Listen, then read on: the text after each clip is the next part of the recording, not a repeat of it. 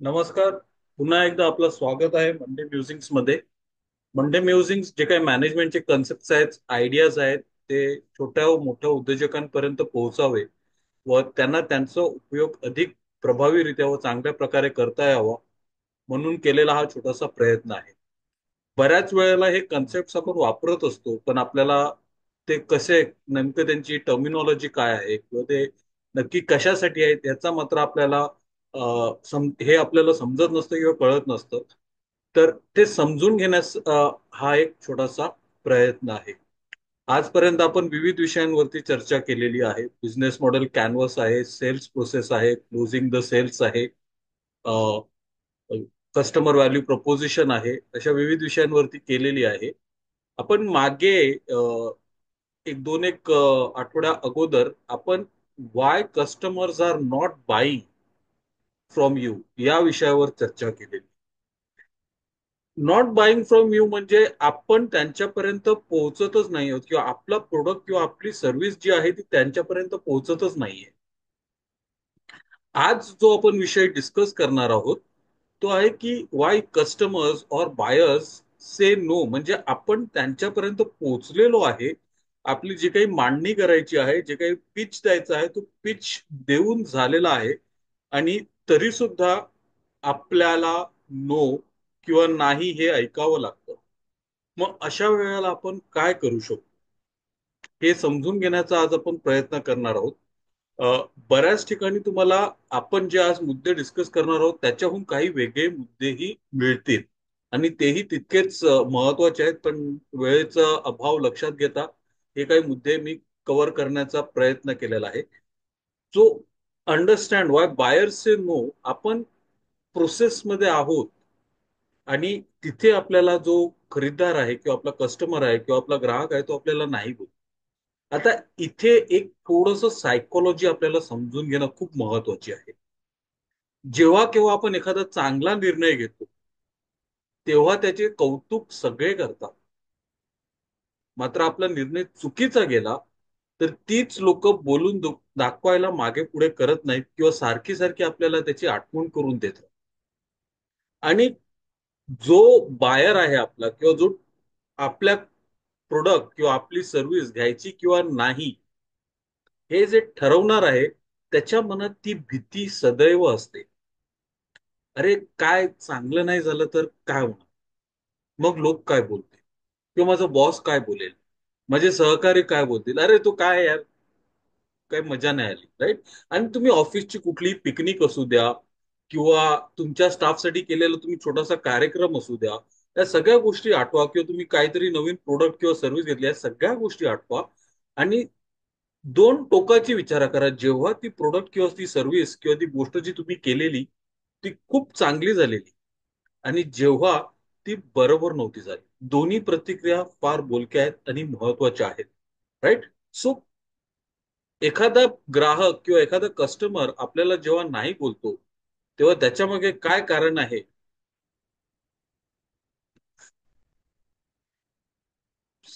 ते आपण समजून घेण्याचा प्रयत्न करूया. आता पहिली महत्वाची गोष्ट म्हणजे खरेदी करणं खूप कठीण आहे आणि आजच्या घडीला तर खरेदी करणं खूपच कठीण आहे.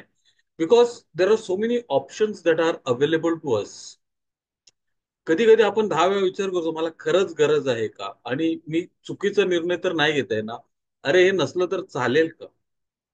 आणि दुसरी महत्वाची गोष्ट, जेन्स ही थोडस खर्चाच्या बाबतीत बेधडक आहे. ते बोल्ड डिसिजन्स किंवा टफ डिसिजन्स घ्यायला मागे पुढे पाहत नाही. मात्र अगोदरची जी पिढी आहे बऱ्याच अनुभवातून हात आपण काय बोलतो ना ते ताळून सरकून निघालेले असतात आणि त्याच्या वेळेला आपण थोडस कॉशियस असतो डिसिजन घेते वेळी. मग आपलं काम आहे as a seller, as a person who is providing the product or the service, सगळ्यात महत्वाची म्हणजे कस्टमरशी आपल्याला ट्रस्ट निर्माण करायचा आहे. त्याची गरज काय आहे, त्याला कशासाठी तो प्रोडक्ट किंवा ती सर्व्हिस हवी आहे ते महत्वाचं आहे. आणि आपल्याला त्याला गाईड करायचं आहे. We are not just a seller, we have to be his trusted partner and adviser.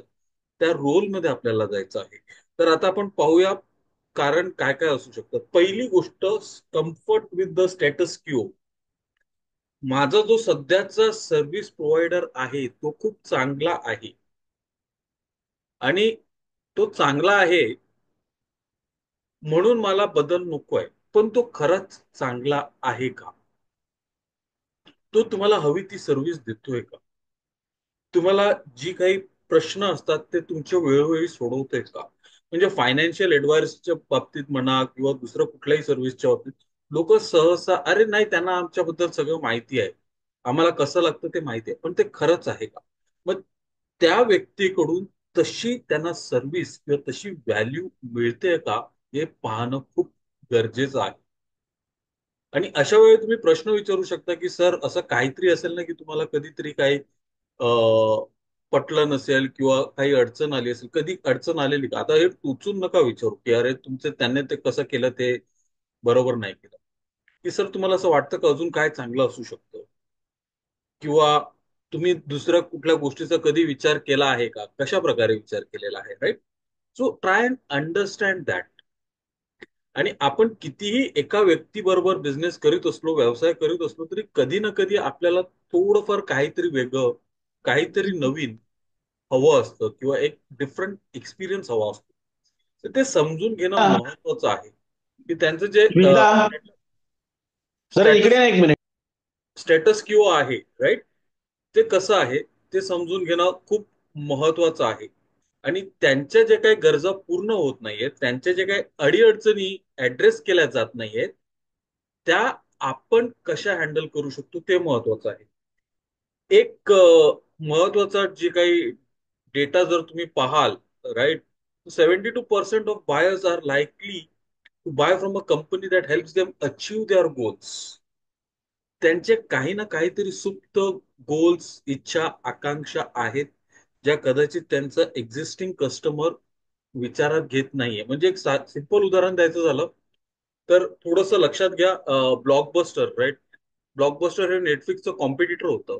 नेटफ्लिक्सने जेव्हा स्ट्रीमिंग सर्व्हिसमध्ये प्रवेश केला, ब्लॉकबस्टर त्या वाटेला गेला नाही. पण एनी टाइम एनिवेअर माझ्या मनमर्जीनुसार मला जो हवा तो चित्रपट किंवा प्रोग्राम पाहता यावं, ही सुप्त इच्छा होती. ती लोकांनी काही थेट मांडली नव्हती उघडपणे, पण ती नेटफ्लिक्सने पूर्ण केली. सो असं जे एक्झिस्टिंग क्लायंट आहेत, कस्टमर आहेत, त्यांचं काही ना काही कुठे ना कुठे थोडंफार अडून राहिलेलं असेल, ते समजून घेण्याचा प्रयत्न करा.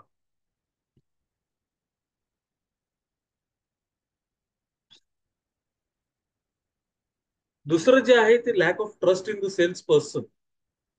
आपल्याकडे सेल्स करायला आलेली व्यक्ती फक्त स्वतःचाच विचार करते, स्वतःविषयीच बोलते. माझा प्रोडक्ट मी असं केलंय, मी तसं केलंय, मी या कस्टमरला सर्व्हिस दिली आहे, मी त्या कस्टमरला सर्व्हिस दिली आहे, हा मला ओळखतो, तो मला ओळखतो.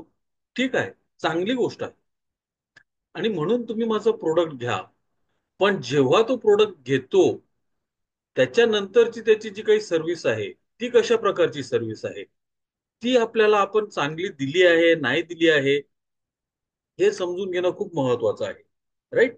आणि जो सेल्स पर्सन फक्त क्लायंटकडे एक सेल म्हणून पाहतो, त्याच्यापेक्षा क्लायंटला तुझी गरज ही आहे आणि मी तुझ्याशी पाठीशी उभा आहे किंवा मी तुझ्या सोबत आहे, तुला काही अडीअडचण आली तर मी तिथे आहे, हे जेव्हा आपण त्याचा विचार करतो, हा फरक आहे. आणि कस्टमरला नेहमी आपल्या सेल्स प्रोसेसच्या सेंटरला ठेवणं गरजेचं आहे, राईट?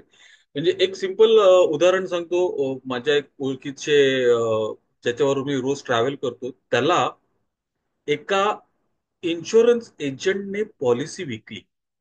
आणि ती पॉलिसी अशी होती की त्याच्यामध्ये त्याचा काहीच फायदा नव्हता, आणि एक 2 वर्षाचा कालावधी गेल्यानंतर त्याला समजलं की ते, आणि तो ती विड्रॉ पण नाही करू शकला पॉलिसी, आणि त्याचं काही करताही नाही आलं. म्हणजे जे जे काही आहे त्याला कंटिन्यू पण करावी अशी वाटली नाही, कारण काहीच फायदा नव्हता. आणि तो सेल्सवाला जो होता, तो त्याच्या प्रश्नांना किंवा त्याच्या मोबाईल कॉलला उत्तर देत नव्हता. आमची झाली सेल करून पॉलिसी संपलं. मग अशा व्यक्तीकडे जेव्हा दुसरा एखादा सेल्स पर्सन जाईल, तेव्हा त्याचा त्या व्यक्तीवर विश्वास बसणं खूप कठीण होऊन जाईल. आणि त्या व्यक्तीला जर त्याचा विश्वास संपादन करायचा असेल, तर त्याचा जो काही प्रॉब्लेम झालेला आहे, तसा प्रॉब्लेम पुन्हा कसा होऊ शकणार नाही, किंवा त्याच्यासाठी त्यांनी काय दक्षता घ्यायला हवी, त्याच्याविषयी जेव्हा तो त्याला सांगेल, त्याला मार्गदर्शन करेल, तेव्हा तो त्या कस्टमरला सेंटरला ठेवून त्याचं जे काही प्रोडक्ट आहे, त्याची जी काही सर्व्हिस आहे, तो त्याला ऑफर करेल. तो स्वतःचा विचार नाही करत आहे, तर त्या कस्टमरचा विचार करत आहे. तर कधी कधी आपल्याला सेल्स पर्सन वर भरोसा नसतो, आणि थोडस स्केप्टिसिझम असणं गरजेचं आहे, की हा बाबा मला कशासाठी सांगतोय, त्याला नक्की काय हवंय, तो त्याचाच फायदा बघतोय का, किंवा आपला फायदा बघतोय. आपण दुसरं एक उदाहरण घेतलं तर मेडिकल स्टोअर मध्ये आपण जातो आणि मेडिकल स्टोअरवर आपल्याला सहज सांगतो, सर अरे ये दवाई लेने के बदले आप ये वाला लो, ये ज्यादा अच्छा है, ये ज्यादा पावरफुल है, आपके डॉक्टर को पूछो, वो भी बोलेंगे. आता डॉक्टरला सांगतो, डॉक्टरला आता आहे लक्षात, आपण नाही आहोत लक्षात, डॉक्टर सांगतो ओके ठीक आहे, हा ओके. पण तो मेडिकलवाला आपल्याला ती गोळी का देतोय, कशासाठी देतोय, राईट? कधी कधी डॉक्टर सांगतात नाही नाही, मी जी सांगितली तीच गोळी, दुसरी कुठलीही चालणार नाही. तो बऱ्याच वेळा नाही सांगत, मग तो मेडिकलवाला ही ती गोळी आपल्याला का देतोय, कशासाठी देतोय? त्याच्यामध्ये त्याचा काही स्वार्थ आहे, की खरंच ती अधिक प्रभावी आहे? हा विचार करण्याचा मुद्दा आहे. पण सांगण्याचा मुद्दा काय आहे, की आपण आपल्या कस्टमरला आपल्या सर्व्हिसच्या केंद्रबिंदू मानतो का, आणि त्याभोवती जे काही त्याला जी सर्व्हिस द्यायची, जे काही सपोर्ट द्यायचं, त्याच्यासाठी जे काही करता येईल ते करायचं. ते जेव्हा करतो तेव्हा आपण कस्टमरचा विश्वास संपादन करतो, आपला स्वार्थ न बघता कस्टमरसाठी काय करता येईल. मी असे बरेचसे फायनान्शियल प्लॅनर बघितलेले आहेत, इन्शुरन्स ऍडवायझर बघितलेले आहेत, जे कमिशन न बघता त्यांचा जो कस्टमर आहे त्याच्यासाठी कुठली चांगली पॉलिसी आहे, आणि भले त्यांचं कमिशन थोडं कमी असेल किंवा त्यांचा काही जास्त फायदा नसेल, पण कस्टमरसाठी ती चांगली पॉलिसी आहे, कस्टमरसाठी ती चांगली हे आहे, त्या हिशोबाने ते रेकमेंड करतात, right? So that is lack of trust in the self person. त्याच्यानंतर आज घडीला सध्या जर तुम्ही पाहिलं, डोनाल्ड ट्रम्प आल्यापासून बरेच जण सांगतायत की रिसेशन येणार, रिसेशन येणार. खरंच येणार की नाही अजून काही माहिती नाही, पण बऱ्याच घटना घडलेल्या आहेत आणि घडामोडी चाललेल्या आहेत, आणि मार्केट सध्या टाईट आहे, पैसा कोण टाकत नाही, अशा आपण गोष्टी ऐकतोय. मग ह्या गोष्टी ऐकत असताना आपण जर आपला प्रोडक्ट किंवा आपली सर्व्हिस द्यायला गेलेलो आहोत, तर साहजिकच क्लायंटचं वाक्य येणार, अरे सर मार्केट बहुत ये है, अभी हम इन्वेस्ट करने की जितना पैसा है नहीं, और बता भी नहीं सकते अभी क्या करने का, किंवा आता सध्या पैसे टाकायचे नाहीयेत, अभी साहब ऑफिस नया बनाएगा, खर्चा करेगा, आगे क्या होगा. तर अशा वेळेला क्लायंटला समजवून देणं गरजेचं आहे, की तो जो काही ऑफिसमध्ये इन्व्हेस्ट करतोय, किंवा त्या प्रोडक्टमध्ये करतोय, किंवा त्या सर्व्हिसमध्ये करतोय, त्याच्याने त्याचा फायदा कसा होणार आहे, किंवा त्याची प्रॉफिटेबिलिटी कशी वाढणार आहे. आपण जर सॉफ्टवेअर विकत असू, किंवा आपण जी सर्व्हिस देतो त्याच्याने त्याचा कसा फायदा होईल, त्याचा कॉस्टमध्ये कुठे वाचू शकतो तो, किंवा त्याचा कशा प्रकारे किती फायदा होईल, हा कॅल्क्युलेशन करणं गरजेचं आहे. आणि त्याच्यासाठी आपल्याला त्याची गरज काय आहे, त्याचा खर्च काय आहे अपेक्षित, त्या खर्चाच्या अगेन्स्ट आपली जी काही सर्व्हिस आहे त्याच्या दुपटीने तिपटीने त्याचा कसा फायदा करून देऊ शकतो, हे गणित आपल्याला पक्का आलं पाहिजे. कारण क्लायंट पैसा टाकतो, तो काहीतरी रिटर्न ऑन इन्व्हेस्टमेंट मिळावं म्हणून, किंवा त्याचा काहीतरी फायदा व्हावा म्हणून टाकतो, आपला फायदा व्हावा म्हणून तो नाही टाकत, right? So we have to find out and make him understand की आपण जे काही प्रोडक्ट किंवा सर्व्हिस त्याला देतोय, त्याच्याने त्याचा फायदा होतोय, कशा प्रकारे होतोय, का होतोय. म्हणजे सिंपल उदाहरण, कदाचित तुम्ही मेडिक्लेमची पॉलिसी देताना, right, you can just tell in this economic situation, आज घडीला परमेश्वर न करो तुम्हाला जर खर्च आला, तर मग तो तुम्ही खर्च कुठून करणार, कशा प्रकारे करणार. So you have something to take care of. किंवा तुम्ही सॉफ्टवेअर विकतायत, तर तुमचे आज 100 रुपये जात आहेत, 100 रुपये जर तुम्ही हा सॉफ्टवेअर घेतला, तर त्या 100 रुपयाच्या ऐवजी तुमचे फक्त 75 रुपये जातील किंवा 60 रुपये जातील. There you are showing him clear cut benefit. पण हे करण्यासाठी त्याचे सिस्टम्स आणि प्रोसेसेस, आणि त्याही पेक्षा महत्वाचं, त्याची गरज समजणं खूप गरजेचं आहे. आता असंही होऊ शकतो की आपण ज्याच्याशी बोलतोय, ज्याच्याकडे चक्रा मारतोय, तो डिसिजन मेकर नाही आहे. आणि बऱ्याच वेळा कंपनीज मध्ये होतं की I am not the decision maker. काही काही वेळेला चांगली लोक भेटतात, ते सांगतात की मी फक्त तुमचं ऐकणार, तुमचं प्रपोजल मी मॅनेजमेंट समोर मांडणार. बऱ्याच वेळेला अशी सांगणारी लोक भेटत नाहीत. मग तशा वेळेला आपण काय करायचं, राईट? तर आपण अगोदर सुद्धा ना, म्हणजे क्लायंट रिसर्च विषयी अगोदर आपण डिस्कशन केलेलं आहे. ज्या कुठल्या कंपनीमध्ये आपली प्रोडक्ट किंवा सर्व्हिस विकायला जात आहेत त्याच्याबद्दल थोडी माहिती काढा. तिथे कोणाचं चालतं, कोण डिसिजन मेकर आहेत. एकाच व्यक्तीला टॅप करायच्या ऐवजी दोघा किंवा तिघांना टॅप करायचा प्रयत्न करा. कुठून काही रेफरन्स मिळतोय का बघा. ते कशा प्रकारे खरेदी करतात, का खरेदी करतात, आणि कोणाचं शब्द तिकडे चालतं. आणि आपल्याला आपल्या सर्कल थ्रू कुठे ना कुठे काही ना काही थोडीफार तरी माहिती मिळते. पण आपण जर ही माहिती काढत नाही आणि त्या ऑर्गनायझेशन मध्ये जाऊन आपण विकण्याचा प्रयत्न करतो, त्यावेळेला समोरच्या व्यक्तीचा वेळ वाया जातोय की नाही माहित नाही, पण आपलं time, effort and money is wasted. Because एवढं सगळं करून ती व्यक्ती आपल्याला सांगणार आहे, अरे सर, ते मला आता आमच्या मॅनेजरला किंवा आमच्या सीईओ ना विचारावं लागणार, त्याच्यानंतर मग आपण बघू पुढे काय. अरे मग मी तुझ्यावर वेळ कशाला वाया घालू? So identify the people in the organizations who are going to be the decision maker, आणि मल्टिपल लोकांना आयडेंटिफाय करायचा प्रयत्न करा वेगवेगळ्या डिपार्टमेंटमधून, जेणेकरून तुम्हाला एक स्ट्रॉंग एंट्री पॉइंट मिळण्याची शक्यता वाढते. त्याच्यानंतर मी सुरुवातीला बोललोच, right, fear of making the wrong decision. म्हणजे बोलायला खूप सोपं आहे की अरे काय कधीपासून ताटकळत ठेवलेला आहे. पण तुम्ही एखादा विचार करा, एखादा 5 कोटीची डील आहे, कुठली तरी मशिनरी आहे जी इम्पोर्टेड आहे, ती त्याला विकायची आहे. आणि ती जर मशिनरी 5 कोटीची नाही चालली, आणि काय तुम्ही 5 कोटीची मशिनरी घेताना तुम्ही साध्या बेसिक गोष्टींचा विचार नाही केला, असं नाही केलं, तसं नाही केलं, त्या माणसावरती किती प्रेशर किंवा चॅलेंजेस असतील त्याच्या पुढे. कधी कधी बजेट लवकर पास होत नाही, कन्स्ट्रेंट्स असतात, राईट? मग तो माणूस घेताना 10 वेळा विचार करतो की अरे नाही घेतलं बरोबर आहे, पण मग जर काही झालं, कमी जास्त झालं तर मग मला पकडतील ना, मग मी कशाला माझं हे करू. आणि पॅरालिसिस ऑफ डिसिजन मेकिंग ना, ते होतं, मग कुठलंच डिसिजन होत नाही. पण ही भीती असते प्रत्येक मोठा डिसिजन घेणाऱ्या व्यक्तीच्या मनात ही असते, आणि कधी कधी बऱ्याच वेळेला ते हा जुगार खेळत असतात. आणि माझं एक आवडतं उदाहरण आहे, मी नेहमी देत असतो डिसिजन मेकिंग वरती, की स्टीव्ह जॉब्स, त्यांनी जेव्हा आयपॉड, आयफोन वगैरे लॉन्च केली, ते यशस्वी झाले ते प्रोडक्ट्स. पण तेच जर प्रोडक्ट्स यशस्वी झाले नसते, तर आपण स्टीव्ह जॉब्सला एक महान विजनरी लीडर म्हणून बोललो असतो का स्टीव्ह जॉब्स विषयी? त्याचा विचार करा. आणि नेमकी तीच भीती क्लायंटच्या मनात सुद्धा असते की हा डिसिजन जर वर्कआउट नाही झाला तर पुढे काय.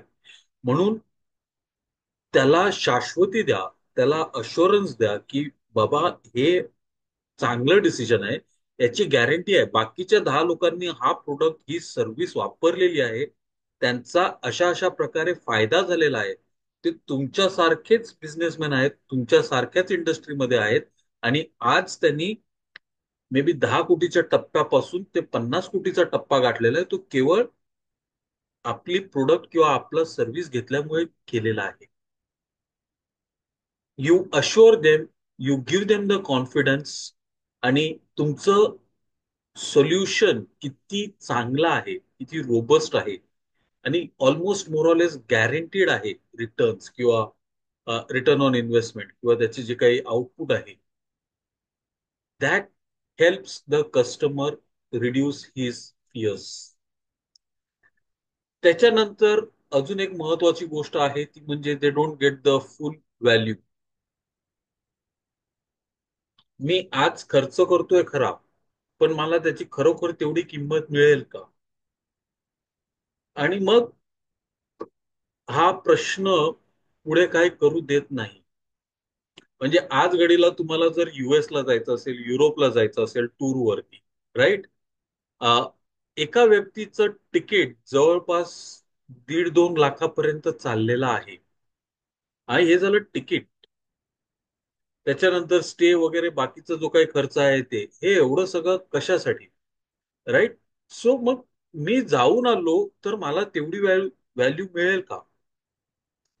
की अरे नाही, एवढे सगळे पैसे खर्च पाण्यात गेले. मी नुकताच माझ्या एका बहिणी बरोबर बोलत होतो आणि त्यांना US ला जायचं आहे, पण ते विचार करतायत जायचं की नाही. कारण चौघांचं खर्च, तिकिटाचं जे खर्च होणार आहे तेच फक्त काहीतरी 10 लाखाच्या घरात जातंय. मग कशासाठी जायचं? काय फायदा होणार आपला? एवढं जाऊन तिथे काय खर्च करा? अरे परत लगेच मुलांची शाळा सुरू व्हायच्या अगोदर त्यांना परत यायचं आहे, कारण त्यांच्या फॅमिलीमधलं कोणाचं तरी तिकडे एक फंक्शन आहे, कॉन्व्होकेशन आहे, तर त्यांना अटेंड करायचं आहे. पण मग तेवढं हायगैत जायचं, एवढं दूरवर जायचं, परत लगेच यायचं, हा प्रश्न आहे. Am I getting the full value? तसाच प्रश्न कस्टमरच्या मनात सुद्धा असतो. अरे आपण एवढे पैसे टाकतोय, आपण एवढा खर्च करतोय, पण मग सगळं नेटकं होईल ना, व्यवस्थित होईल ना? मग आपण आपल्याकडे काही मेट्रिक्स असतील किंवा काही क्वालिटी पॅरामीटर्स असतील, ते आपण त्यांना दाखवू शकतो की सर हे बघा, माझा प्रोडक्ट आज ती व्यक्ती वापरते, मागची 15 वर्ष झाले वापरते, त्यांना कुठलाच काहीच प्रॉब्लेम झालेला नाहीये, किंवा उलट त्यांचा जो खर्च आहे तो कमी झालेला आहे, त्यांची ऑपरेशनल एफिशियन्सी वाढलेली आहे. So focus on the value that they are getting.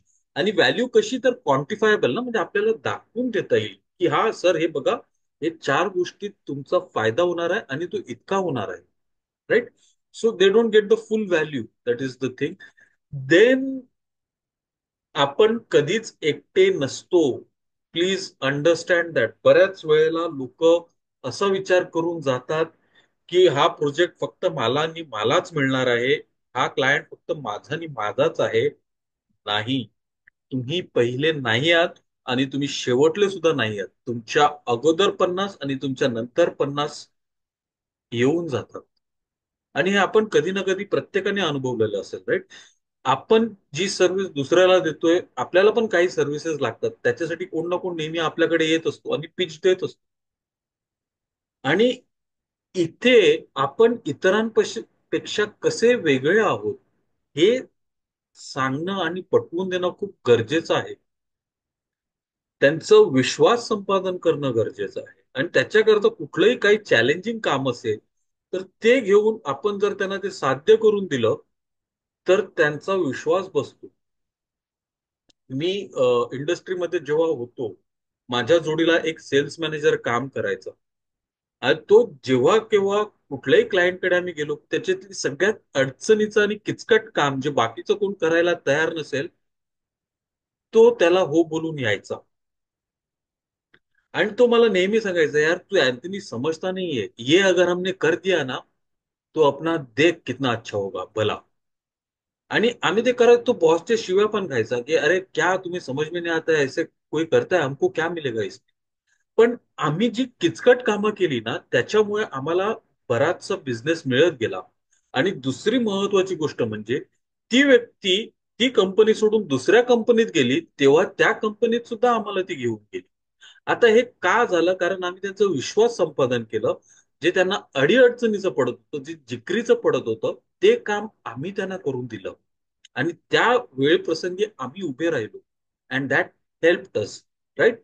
एक नेगेटिव्ह एक्सपिरियन्स, आणि B2B मध्ये नॉर्मली हा येतो एक्सपिरियन्स, की सेल्सवाला येतो, बऱ्याचशा गोष्टी सांगतो पण काही करत नाही नक्की. आणि त्याच्यामुळे ना त्या कंपनीचा फायदा होतो, दोन्ही कंपनीचं नुकसानच होतं, राईट? सो अंडरस्टँड, आपल्यापेक्षा कोणीतरी चांगलं असू शकतो, आपल्यापेक्षा कोणीतरी चांगलं सर्व्हिस देऊ शकतो, चांगली गोष्ट आहे. पण मी कुठे कमी पडलो, मी अजून काय करायला हवं होतं याचा विचार करणं खूप गरजेचं आहे. त्याचा अभ्यास करणं खूप गरजेचं आहे. आणि त्याच्या थ्रू आपली सर्व्हिस वेगळी, आपला एक वेगळा ठसा कसा उमटवता येईल त्याचा विचार करणं गरजेचं आहे. इकॉनॉमिक कन्स्ट्रेंट्सचं आपण बोललो तसंच बजेटचं येतं. सर आमचं या वर्षीचं बजेट झालेलं आहे, पूर्ण झालेलं आहे सर. आता नाही विचार करू शकत, पुढच्या वर्षी बघू. राईट. पण खरंच त्यांचं झालेलं आहे का हे समजून घेणं गरजेचं आहे. कधी कधी लोक उगाच तगादा लावतात, नाही सर बघा ना एकदा आमचं प्रोडक्ट नाही, पण कदाचित त्यांचं खरंच प्रोजेक्ट किंवा बजेटचे जे अलोकेशन आहेत ते पूर्ण झालेले असतात. मग अशा वेळेत तुम्ही प्रश्न विचारू शकता की सर तुमचं बजेट कधी होतं. जर तुम्ही अकॅडमिक्स मध्ये असाल, नॉर्मली मे जून हा बजेटिंगचा पिरियड असणार. तुम्ही जर कॉर्पोरेटमध्ये असाल तर फायनान्शियल इयर म्हणजे एप्रिल मार्च, जानेवारी फेब्रुवारीमध्ये, जानेवारीमध्ये बहुतेक कंपन्यांचे बजेट्स बनायला चालू होतात. तुम्ही जर अमेरिकन किंवा युरोपियन जे कॅलेंडर इयर फॉलो करतात त्यांच्यासाठी कदाचित जानेवारी हा इयर जो आहे, किंवा sorry October November, right, that will be the year when they will start budgeting for the next year. मग लोकांचे बजेट्स कधी बांधले जातात, कधी होतात, ते एखादं प्रोडक्ट किंवा सर्व्हिस कधी घेतात त्याचं थोडंफार विचार करणं खूप गरजेचं आहे. सो बजेटरी कन्स्ट्रेंट्स आहेत. बजेट झालेला आहे, बजेट संपलेला आहे. मग तो पुन्हा कधी अलोकेट होईल, कसा अलोकेट होईल, ते लक्षात घेणं, ते समजून घेणं महत्वाचं आहे. सगळ्याच क्लायंटला आपली प्रोडक्ट किंवा सर्व्हिस परवडणारी नाही आहे, आणि इट इज ओके. आपण सुद्धा सगळेच क्लायंट घ्यायला पाहिजेत असंही नाहीये. So understand that, understand the cycle and then plan accordingly. Right. This is a very interesting statistics. 44% delay करतात किंवा कॅन्सल करतात कारण बजेटमध्ये प्रोव्हिजन नाही आहे. म्हणजे मी अक्षरशः बऱ्याच वेळेला असेही क्लायंट्स अनुभवलेले आहेत जिथे त्यांनी सगळं हो बोलून तारीख ठरवून बाकीची पुढची प्रोसेस इनिशिएट केली आणि नंतर बजेट अप्रूव्ह झालं नाही मॅनेजमेंट कडून, किंवा काही वेगळ्या गोष्टींना प्राधान्य द्या असं सांगितलं गेल्यानंतर त्यांच्या पुढे आवर्त घेण्या वाचून दुसरा कुठलाच पर्याय नाही. So please understand that and respect that as well. Right. Value आणि कॉस्ट मधला फरक आहे. आणि कस्टमर परसिव्ड व्हॅल्यू, व्हॅल्यू आपली जी आहे किंवा आपला व्हॅल्यू प्रपोजिशन जे काही बोलतो आपण, आपली व्हॅल्यू कस्टमर ठरवत असतो. आपण कितीही चांगला प्रोडक्ट दिला, आपण कितीही चांगली सर्व्हिस दिली, तरी त्याची किंमत हा नेहमी कस्टमरच ठरवत असतो. सिंपल उदाहरण, ऍपलचा आयफोन घ्या आणि तुम्ही काही लोकांकडे ज्यांना खरंच स्मार्टफोनचे जे काही प्रोडक्ट फीचर्स वगैरे समजतात, आणि तुम्हाला आयफोनला शिव्या देणारे बरीच लोक भेटतील की अरे आयफोन मध्ये हे नाही, आयफोन मध्ये ते नाही, हे असं नाही तसं नाही आहे. तरी सुद्धा लोक दीड दीड दोन दोन लाख मोजतात आयफोनसाठी. कशासाठी? कारण त्याची व्हॅल्यू जी आहे ती त्या कॉस्ट पेक्षा लोकांना अधिक आहे. आज माझ्या हातात आयफोन बघितल्यानंतर चार लोक, अरे याच्याकडे आयफोन आहे, तो दुसरा कुठला फोन असल्यावर सहसा जास्त कोण लक्ष देत नाही. That is perceived value. आपण आपल्या क्लायंटला ती व्हॅल्यू समजवून देतो का? त्यांना सांगतो का की बाबा हे व्हॅल्यू आहे? आणि तो व्हॅल्यूचा कुठल्या हिशोबाने विचार करतो? कॉस्टच्या हिशोबाने विचार करतो. एक ब्लू ओशन स्ट्रॅटेजी विषयी तुम्ही ऐकलं असेलच सगळ्यांनी. ब्लू ओशन स्ट्रॅटेजी मध्ये एक सुंदर टूल आहे, स्ट्रॅटेजी कॅनव्हस करून. आपण तो घेऊ कधीतरी. स्ट्रॅटेजी कॅनव्हस मध्ये, आणि त्या ब्लू ओशन स्ट्रॅटेजीचा जेव्हा अभ्यास केला आणि त्यांनी जे वेगवेगळे टूल्स मांडले, स्ट्रॅटेजी कॅनव्हस मध्ये त्यांनी एक गोष्ट सांगितलेली आहे की तुमचे बाकीच्या 50 गोष्टींवरती तुम्ही तुलना करा, पण एक गोष्ट सगळ्या इंडस्ट्रीमध्ये कॉमन आहे, and that is cost. Price हा महत्वाचा घटक आहे. म्हणजे अगदी लक्झरी व्हेकल घेणारा व्यक्ती सुद्धा काही प्रमाणात का होईना कॉस्टचा विचार करतो. त्या कॉस्टच्या अगेन्स्ट त्याला किती व्हॅल्यू मिळणार आहे त्याचा तो विचार करतो. So price is not always equal to cost, पण व्हॅल्यू काय मिळते ती महत्वाची आहे. आणि आपल्या क्लायंटला लॉंग टर्म व्हॅल्यू कशा प्रकारे आपल्याला देता येईल, कशा प्रकारे त्याला पुरवता येईल, त्याचा विचार करणं अगत्याचं आहे. त्याच्यानंतर भडीमार आहे. आज मार्केटमध्ये 50 ऑप्शन्स अवेलेबल आहेत. आपल्याकडे स्विगी आहे, झोमॅटो आहे, झेप्टो आहे, इन्स्टा आहे, इन्स्टामार्ट आहे, नंतर मिनिट्स आहे, नंतर बिग बास्केटचं काहीतरी आहे, ग्रोफरचं काही, हे सगळे 10 मिनिटाच्या याच्यामध्ये एक प्रचंड स्पर्धा निर्माण झालेली आहे. स्मार्टफोन मध्ये विवो आहे, ओप्पो आहे, रिअलमी आहे, नंतर मग शाओमी आहे, ऍपल आहे, सॅमसंग आहे, पोको आहे, कितीतरी असे ब्रँड्स आहेत. आणि प्रत्येक गोष्टीसाठी मला 10 ऑप्शन्स अवेलेबल आहेत. कुठला घेऊ? जसं आपण गडबडून जातो किंवा गैरवरून जातो, राईट? आपण बऱ्याच वेळा मोबाईल फोन लोक घेणं मी बऱ्याच लोकांना माहिती आहे, माझ्या माहितीत आहेत, जे मोबाईल फोन घेणं टाळतायत कारण त्यांना समजतच नाही कुठला घेऊ तो. काही लोक गाड्या घ्यायचं थांबलेले आहेत. अरे नाही यार, ते काय एवढ्या आहेत ना की काय समजतच नाही, बघू जर थांबतो आणि नंतर विचार करतो. त्यांचं कन्फ्युजन हलकं करा. त्यांचे ऑप्शन्स लिमिटेड करा. त्यांना काय गरज आहे, नक्की काय हवंय, कशासाठी हवंय हे समजून त्यानुसार त्यांना चॉईस करायला हेल्प करा. त्यांचे ऑप्शन्स, 20 ऑप्शन्स मधून तुम्ही फक्त 5 वरती कसे आणू शकता किंवा 10, निम्मे 10 कसे उडवू शकता आणि फक्त 10 वर कसे आणू शकता, त्याचा विचार करा. आजचं इन्फॉर्मेशन एज आहे, इन्फॉर्मेशन टेक्नॉलॉजी आहे आणि लोकांना प्रचंड प्रचंड ऑप्शन्स आहेत. पण नक्की कुठला वापरायचा? आणि जे लोक एक किंवा दोन ऑप्शन्स वापरतात ना, ते जास्त लगेच डिसिजन घेतात. जे बऱ्याच ऑप्शनचा विचार करतात ना, ते त्याच्यामध्ये गडबडून जातात, हडबडून जातात की अरे बाबा मला नक्की काय करायचं. तो simplify that decision making process. 50 गोष्टी सांगायच्या ऐवजी 3 किंवा 4 महत्वाच्या आणि क्लायंटच्या गरजेच्या गोष्टी त्याला, you will help him make decisions faster and simplify the decision making for him. त्याच्यानंतर भविष्यात काय होईल, पुढे काय होईल, आणि माझं पुढचं जर भविष्य क्लिअर नसेल आणि कोणालाच माहित नाही हल्ली काय चालू आहे पुढे, तर मग मी कशाला घेऊ? बऱ्याच लोकांनी 2008 मध्ये जेव्हा आपलं हे झालं, सबप्राईम क्रायसिस आणि इकॉनॉमिक स्लोडाऊन झालं, राईट, तेव्हा बऱ्याचशा लोकांनी हात बाजून घेतले. आज ती लोक इन्व्हेस्ट करताना, आजच्या परिस्थितीत किंवा पुढे पैसा टाकताना 10 वेळा विचार करतात. इन्फोसिसने, आता त्यांचं कारण ते सांगतात ट्रेनिंगचं आहे काय आहे माहिती नाही, पण मागच्या 3 महिन्यात इन्फोसिसने 3 वेळा 200हून अधिक ट्रेनीजचा ले ऑफ केलेला आहे. आता ते खरंच ट्रेनीज बरोबर नव्हते की इन्फोसिसकडे बिझनेस नाहीये हे आपल्याला कळायला काही मार्ग नाही. पण अनिश्चितता, अनसर्टन्टी मात्र नक्की आहे आणि सगळ्या सॉफ्टवेअर कंपनीना त्याचं दडपण जाणवतंय. बेंचवरच्या लोकांना ते कमी करतायत. रिलायन्स घ्या, इन्फोसिस घ्या, कुठलीही मोठी कॉर्पोरेट घ्या, ते लोकांना घरी बसवतात. का बसवतायत? कारण त्यांना माहिती नाही पुढे काय होणार आहे आणि किती खर्च येणार आहे, बिझनेस असणार आहे नसणार आहे, तर they are trying to play safe, right?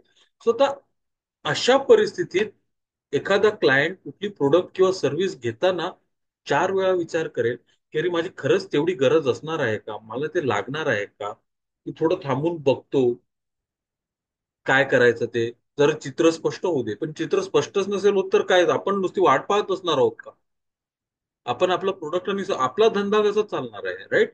So to understand, आणि त्यांचा लॉंग टर्म बदल काय काय होऊ शकतात, कशा प्रकारे होऊ शकतात, त्याच्यामध्ये आपला प्रोडक्ट किंवा सर्व्हिस कसा बसू शकतो, त्यांना कशी मदत करू शकतो, कुठल्या प्रकारे हेल्प करू शकतो, याचा विचार करणं गरजेचं आहे, राईट?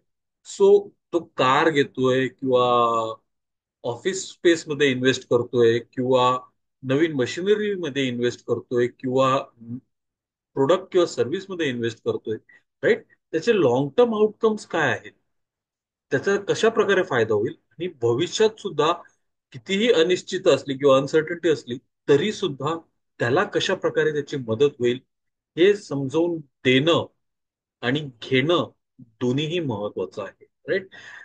कारण त्यांना मग तो डिसिजन घेता येत नाही. अरे नाही माहित, अभी टेन्शन आहे. काही लोक थोडी हुशार असतात. आमच्याकडे आयटी टीम आहे, आमच्याकडे आम्ही इंटरनली डेव्हलप करतोय प्रोडक्ट किंवा सर्व्हिस, आम्ही इन्व्हेस्ट केलेला आहे. चांगली गोष्ट आहे सर, चांगली गोष्ट आहे. पण तुमच्याकडे खरंच केपेबिलिटी आहे का? नॉर्मली कंपनी स्वतःहून करायची गोष्ट करते वेळी दोन किंवा तीन गोष्टींचा विचार करतात. एक, त्याच्यासाठी लागणारी जी काही केपेबिलिटीज आहेत ते आपल्याकडे आहेत का? त्याच्याकडे साठी लागणारा जो खर्च, जो पैसा आहे तो आपल्याकडे आहे का? आणि त्याच्यासाठी लागणारी जी स्पीड आहे, राईट, ती स्पीड आणि स्केल ती आपल्याकडे आहे का? या तीन किंवा चार गोष्टींचा विचार करून लोक प्रोडक्ट किंवा सर्व्हिस स्वतःहून बनवायचं ठरवतात. पण ती गोष्ट तुमच्या बिझनेसला कोर आहे का? तुमच्याकडे ती बनवता येण्याची शक्यता किंवा केपेबिलिटी आहे का? राईट. मी मागे एका आयटी एक कस्टम हाऊस एजंट कंपनीसाठी कन्सल्टिंग करत असताना ते त्यांच्यासाठी सॉफ्टवेअर बनवत होते. आणि आमचा हा प्रोजेक्ट एक दीड दोन वर्ष चालला त्यांच्याबरोबर. ते दीड दोन वर्षात त्यांचं सॉफ्टवेअर बनवूनच होत नव्हतं. प्रत्येक वेळी काही ना काही, कुठे ना कुठे, कसं ना कसं काहीतरी वाकडं जात होतं. त्याच वेळेला मार्केटमध्ये बरेचसे ऑप्शन्स अवेलेबल होते. आयटी सॉफ्टवेअर डेव्हलपमेंट हा त्यांचा पिंड नव्हताच, तरी सुद्धा ते त्याच्यावरती फोकस करत होते. बराचसा एफर्ट, पैसा त्याच्यामध्ये वाया गेलेला, पण ते मान्य करायला तयार नव्हते. काही काही लोक स्वतःहून काही गोष्टी खूप चांगल्या करतात, पण सगळ्याच गोष्टी आपण नाही करू शकत. And that we have to understand. So do it yourself approach क्लायंटची जरी असेल, तरी आपण त्याच्यासाठी अधिक परिणामकारक, अधिक स्वस्त किंवा अधिक कॉस्ट इफेक्टिव्ह, स्वस्त म्हणण्यापेक्षा कॉस्ट इफेक्टिव्ह हा चांगला शब्द वाटतो मला. चीप म्हणजे थोडस जरा हे होतं, पण कॉस्ट इफेक्टिव्ह कसे आहोत हे जर आपण त्याला पटवून देऊ शकलो, then we have a upper hand. आणि आपल्याकडे स्पीड आहे, एफिशियन्सी आहे. कार बनवणारे कंपनी टायर कधीच बनवत नाही, कारण टायरचा जो काही बाजार जे काही चालतं ते पूर्णपणे वेगळं चालतो. बऱ्याचशा बँक्स ज्या आहेत त्यांना आयटी लागतं, पण ते स्वतःच्या आयटी डिपार्टमेंट त्यांचं नाही आहे. किंवा जरी असलं तरी तो जास्त करून मेंटेनन्स आणि डिप्लॉयमेंट वरती फोकस करतो. ते सुद्धा मोठे मोठे आयटी कंपनी जे आहेत, टीसीएस आहे किंवा विप्रो आहे किंवा इन्फोसिस आहे, त्यांच्याकडून ते सर्व्हिसेस घेत असतात, बनवून घेत असतात. राईट. सो का? तर ते स्वस्त आहे, तो त्यांचा कोर कॉम्पिटन्स आहे, तो त्यांचा हातखंडा आहे, तो त्यांना करू द्या. You focus on your this thing. So make your client understand that, की तुमचं व्हॅल्यू प्रपोजिशन त्याच्यासाठी ही सगळी गैरसोय, ह्या अडीअडचणींवरती मात कशा प्रकारे करतो ते त्याला समजवून आणि पटवून द्या. आणि ते त्याच्या हिताचं काय आहे हे स्पष्ट करा. त्याच्यानंतर, बाबा मी तुला दिलं प्रोजेक्ट, पण नंतर मग तू माझा फोन उचलशील नाही उचलशील. आजच आम्ही एका क्लायंटसाठी, म्हणजे आज दुपारीच एका क्लायंटसाठी एक प्रोडक्ट आणि सॉफ्टवेअर इव्हॅल्युएट करत होतो. ते बघितलं त्याच्यानंतर, अरे हा सांगतोय ते चांगल्या गोष्टी आहेत, पण याला खरोखरच हे करणं झेपेल का? आपल्याला जे हवेत तसे रिपोर्ट याला देता येतील का? मग आपल्याला काही गरज लागली तर त्याचा टर्न अराउंड टाइम किती असेल, या सगळ्या गोष्टींवरती आमचा विचार उहापोह चालू होता. मग आम्ही ठरवलं त्याला पुन्हा एकदा मीटिंगसाठी बोलवायचं, आणि त्याच्याकडून ही जी काही आम्ही लिस्ट तयार केलेली आहे त्या सगळ्या गोष्टींची पडताळणी करून घ्यायची, जेणेकरून तो खरोखरच तो प्रोजेक्ट एक्झिक्यूट करू शकेल, याची शाश्वती, याची हमी आम्हाला मिळेल. सो अंडरस्टँड दॅट कुठे काय कशा गोष्टी चुकीच्या किंवा फ्लॉप होऊ शकतात, आणि त्याच्यासाठी आपली तयारी काय आहे, आपला बॅकअप प्लॅन काय आहे, आपण त्या कशा सक्सेसफुली एक्झिक्यूट करून रिझॉल्व्ह करून देऊ शकतो, ते महत्वाचं आहे. So 65% of the buyers prefers companies with strong customer support असणं गरजेचं आहे. आणि टर्न अराउंड टाइम महत्वाचा आहे. कारण आपण ते वाचलेलं असेल ना, आता रिसेंटली आयपीएल चालू आहे आणि युपीआयचे जे काही गुगलचे, नंतर फोन पे वगैरे सगळ्यांचे सर्व्हर डाऊन होते, कारण आयपीएलची जी बेटिंग चालते ती याच्या थ्रू चालते हल्ली. That's a different story. पण मग बऱ्याच नॉर्मल लोकांचे जे आहेत ते ट्रान्झॅक्शन फेल जात आहेत. मग त्यांना अरे काय झालं, कसं झालं. आणि तुम्ही जर पाहिलं तर सगळ्या बँका आणि युपीआयने लगेच तातडीने त्याच्यावरती ऍक्शन घेतले. म्हणजे एक तासभराच्या नंतर ते they were able to restore those services. That is customer support, strong customer support. आणि सगळ्यात सगळ्यात महत्वाचं, डील जात नाही किंवा होत नाही किंवा कस्टमर नाही बोलतो. मला ते राहून राहून आपलं सिंघम चित्रपट आहे अजय देवगणचा, त्याच्यामध्ये जयकांत शिकरेचा डायलॉग आठवतो की कुछ भी करने का लेकिन इगो हर्ट नाही करने का. कस्टमरशी बोलताना वागताना प्लीज दक्षता घ्या की आपलं कुठलंही वाक्य त्याचं इगो हर्ट करणार नाही.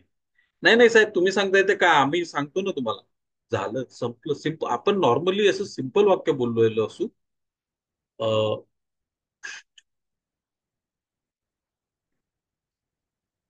आपण नॉर्मली असं सिंपल वाक्य बोललेलो असू, पण त्याला त्याचा इगो हर्ट झाला अँड देन खतम. राईट.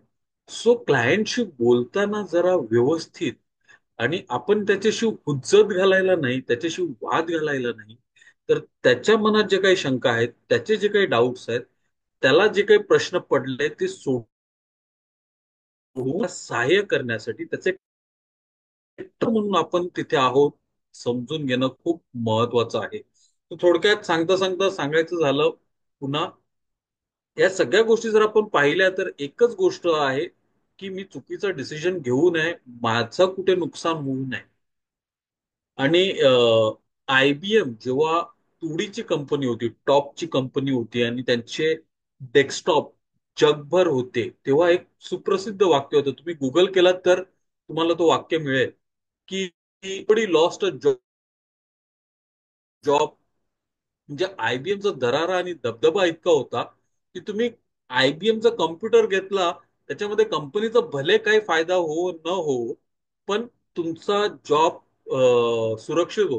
कोणी अरे नाही आयबीएम लिहा ना, अच्छा तो ठीक ही होगा, जो भी है ठीक ही होगा.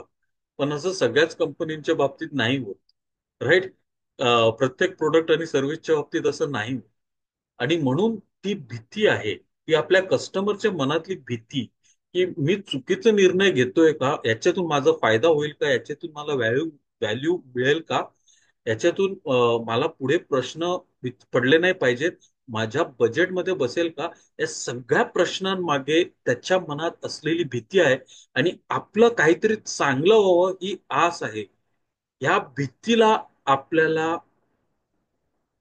काय बोलाय भिडायचं आहे आणि त्याचं जे चांगलं होईल त्याची शाश्वती द्यायची आहे. That is where the sales happen. हे जर आपण करू शकलो, समजू शकलो, तर then the sales is through. Right. तो आपल्याला त्याच्यासाठी त्याची मिनिमाइज रिस्क कशी करता येईल, कमीत कमी रिस्क कशी करता येईल, आणि त्याचा विश्वास कसं संपादन करता येईल आपल्या सर्व्हिस थ्रू, क्लायंटला आपल्या सर्व्हिसचं केंद्रबिंदू ठेवून ते कसं करता येईल याच्याकडे लक्ष देणं गरजेचं आहे. So that's it for today. Thank you for joining. कोणाला काही प्रश्न किंवा काही विचारायचं, please feel free to ask.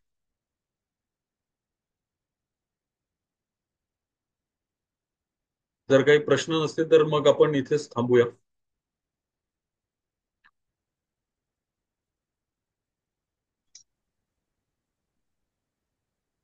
Amol. Yes. प्रश्न तर असं नाहीये. चांगलं वाटलं. सेशनच ओव्हरऑल खूप छान होतं. खूप चांगलं इन्फॉर्मेटिव्ह सेशन होतं. आणि म्हणजे बेसिकली की तुम्ही काय विकता त्याच्यापेक्षा त्याची व्हॅल्यू विकणं हे जास्त इम्पॉर्टंट आहे. म्हणजे ती काय व्हॅल्यू आपण देतोय त्या प्रोडक्टची.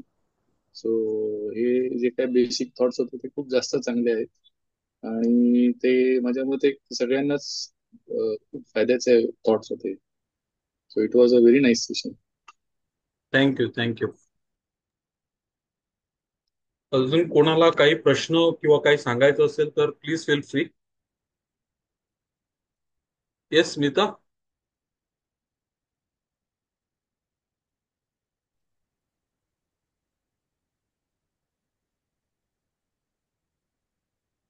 Okay, then let's call it this thing. पुढच्या सोमवारी पुन्हा भेटू. तुम्ही जर ऑनलाईन पाहत असाल तर please do like, share and subscribe, जेणेकरून नवीन विषयावरती व्हिडिओ अपलोड होईल, त्याची तुम्हाला माहिती मिळेल. आणि you can share it with others as well. Right? So that's it for today. Thank you very much. Thanks for joining. आज आपण आपला 71वा भाग 75च्या दिशेने वाटचाल सुरू आहे. आणि let's hope it keeps continue going. धन्यवाद, धन्यवाद. थँक्स.